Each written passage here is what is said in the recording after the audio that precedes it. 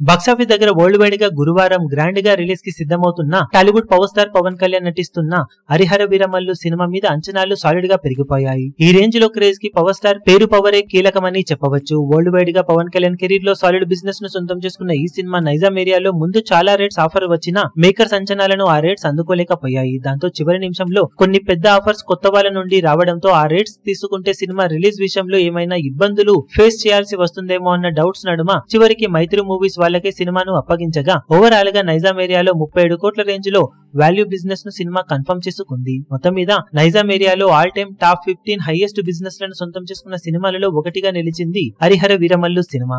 ఒకసారి నైజాంలో highest business లను సొంతం చేసుకున్న సినిమాలను గమనిస్తే పుష్ప 2 100 కోట్లు, ఆర్ఆర్ఆర్ మూవీ 70 కోట్లు, కల్కి 65 కోట్లు, సలార్ 60 కోట్లు, ఆదిపురుష్ 50 కోట్లు, దేవరా 44 కోట్లు, గేమ్ చేంజర్ 43.5 కోట్లు, గుంటూరు కారం 42 కోట్లు, బాహుబలి 2 40 కోట్లు, సాహో 40 కోట్లు, ఆచార్య 38 కోట్లు, హరిహర వీరమల్లు 37 కోట్ల వరకు బిజినెస్ లను అందుకున్నాయి. మొత్తం మీద ఇది పవర్ స్టార్ పవన్ కళ్యాణ్ పూర్తి సత్తా కాకపోయినా చాలా డిలే అయిన సినిమాకు ఇలాంటి బిజినెస్ ను సొంతం చేసుకోవడం అన్నది మామూలు విషయం కాదనే చెప్పాలి.